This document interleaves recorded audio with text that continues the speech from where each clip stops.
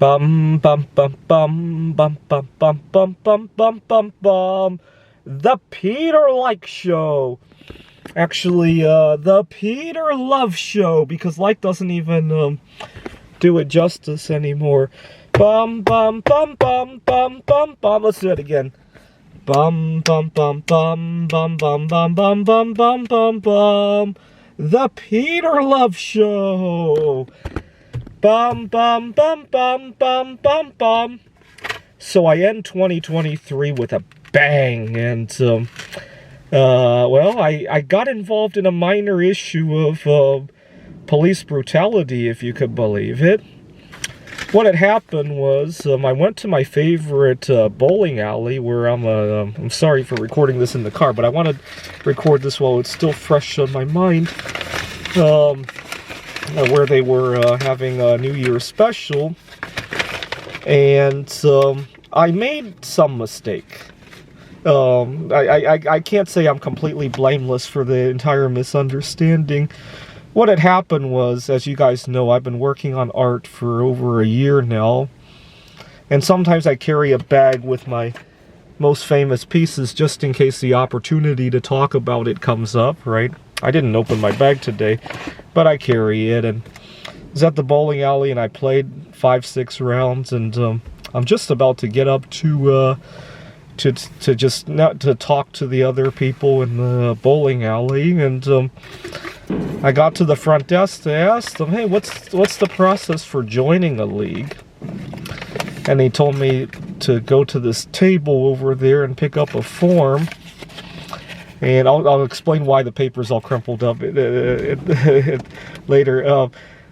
And I was just looking at the form, and I had my bag with me, my duffel bag with this art piece, among other things, in the bag. And this large security guard comes up to me and says, excuse me, what are you doing here? And I explained that, hey, you know, I'd like to join this league. And he says, well, if you're not bowling, you need to leave. And I was taken aback by that. And I started to walk toward the pool tables to, you know, I thought this is just a crazy, right? I didn't really think much of it.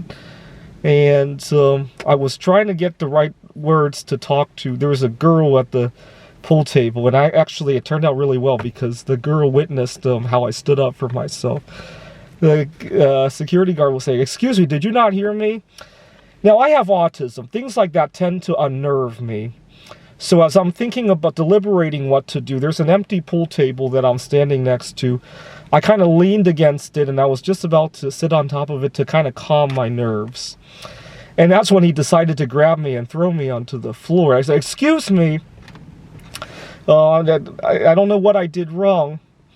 And he said, why are you jumping on tables and all that? I said, I am not, and very calmly. And I said, you know what?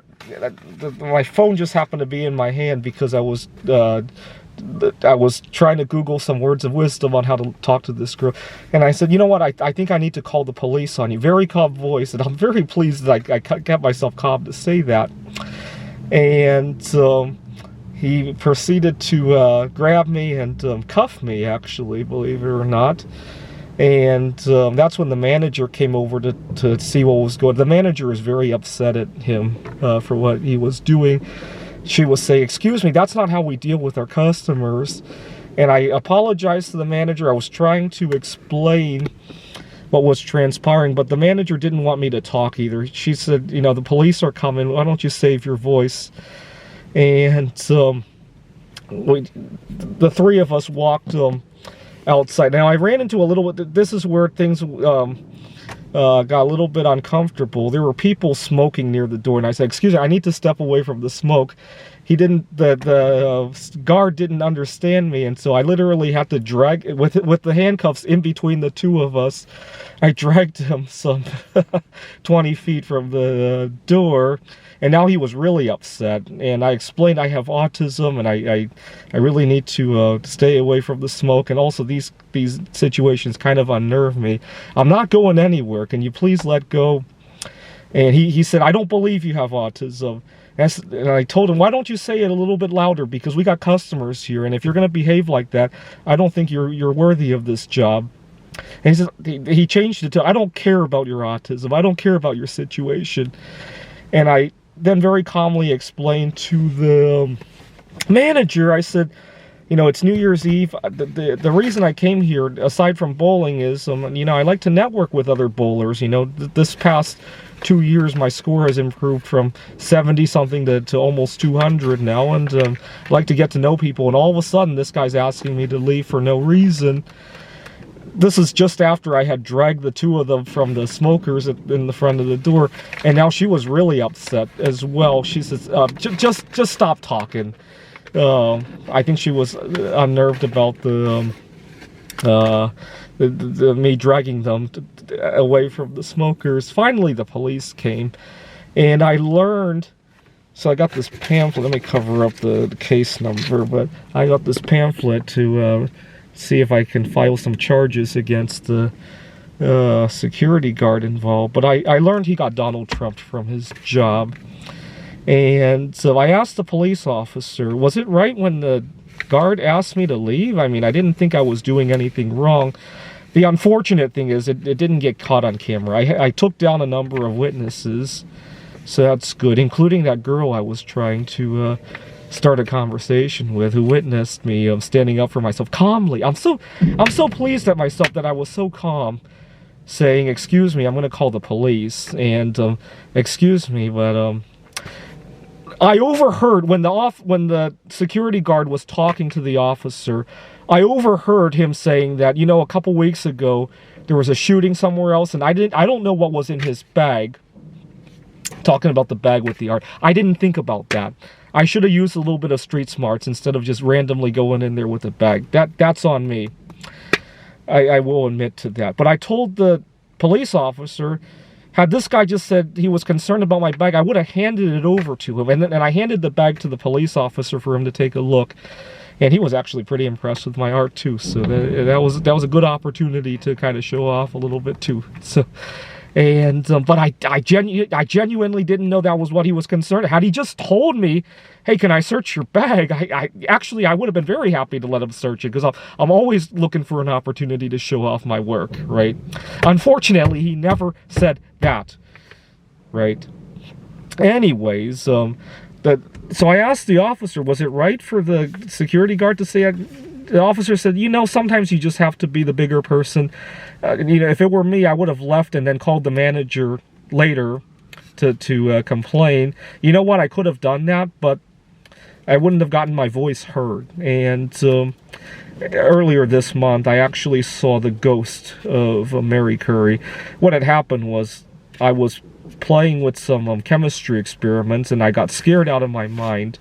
And I took a break away from that, and Mary Curry's spirit was trying to get me to go back to it. She says, you know, the future doesn't belong to the faint of heart, right? I took her advice today, and it turned out very well, and I'm very pleased at myself. I'll have to think about if I want to go to the media about this, and whether or not I want to press charges, or because not only did the security guard assault me, he made a number of statements about my medical condition, and it's almost a hate crime, if you will. I'll have to think about that. As we were dealing with that, I remember telling myself to be calm, and if I end up in the ICU, this would be a great opportunity to make a statement and all that. And I was really calm.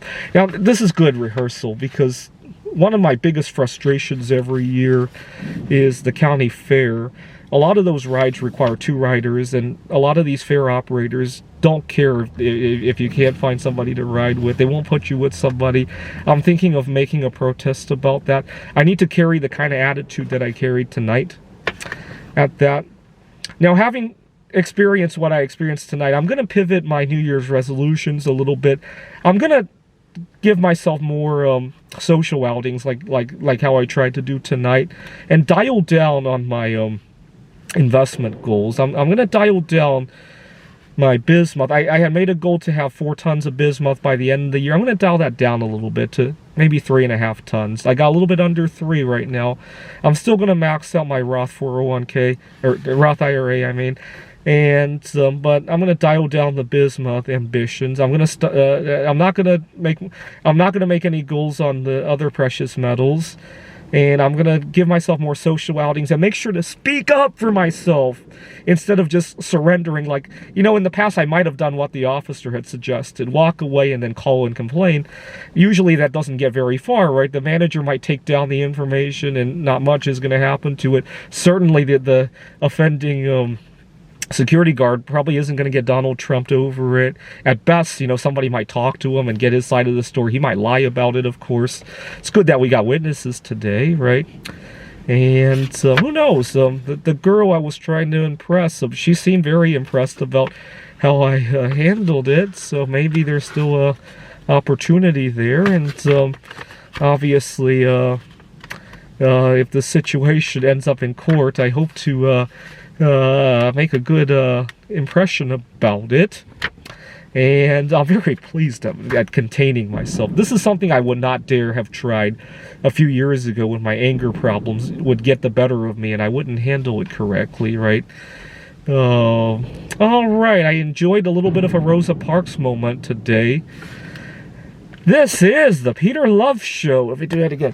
Bum bum bum bum bum bum bum bum bum bum bum bum. The Peter Love Show.